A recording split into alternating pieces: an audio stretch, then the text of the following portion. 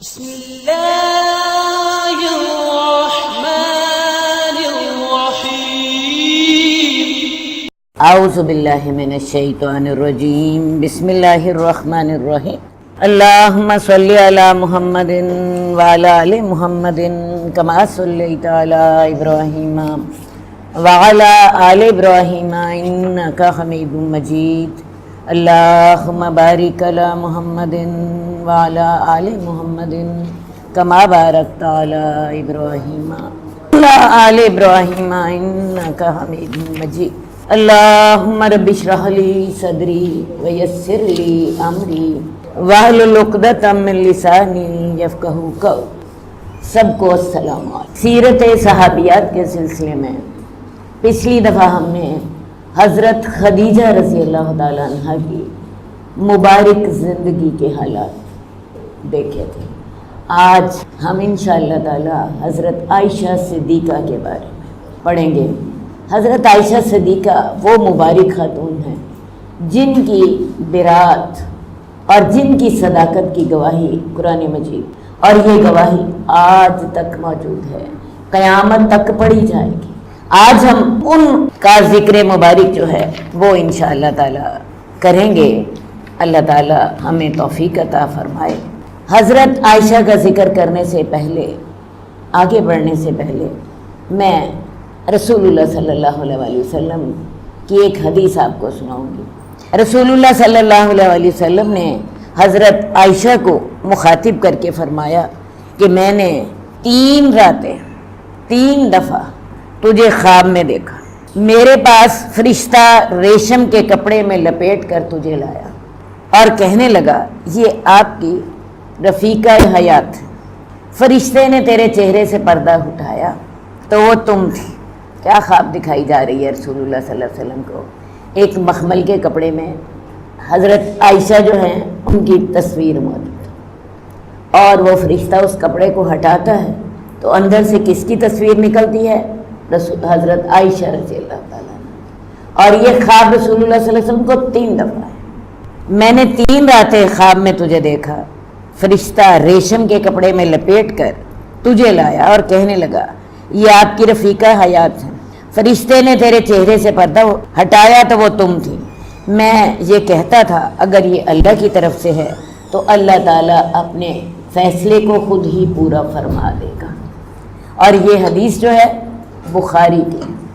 تو حضرت عائشہ رسول اللہ صلی اللہ علیہ وسلم کو خواب میں دی، اور 1 دفعہ نہیں 3 دفعہ دکھائی گئی، اور ساتھ ہی آپ کو یہ خوشخبری دی گئی کہ یہ دنیا اور آخرت میں آپ کی رفیقہ حیات۔ یہ ہے شان کس کی؟ حضرت عائشہ صدیقہ کی۔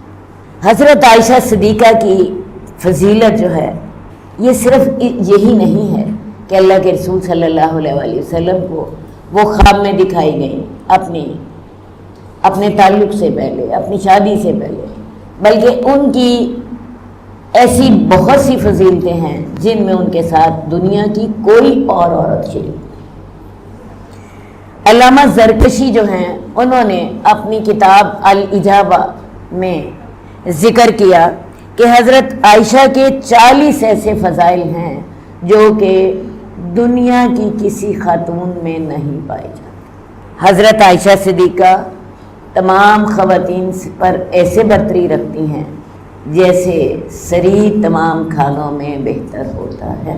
یہ الفاظ کس کے ہیں؟ حدیث مبارکہ کے۔ سرید ایک کھانا ہوتا تھا جو عربوں کو بہت محبوب تھا۔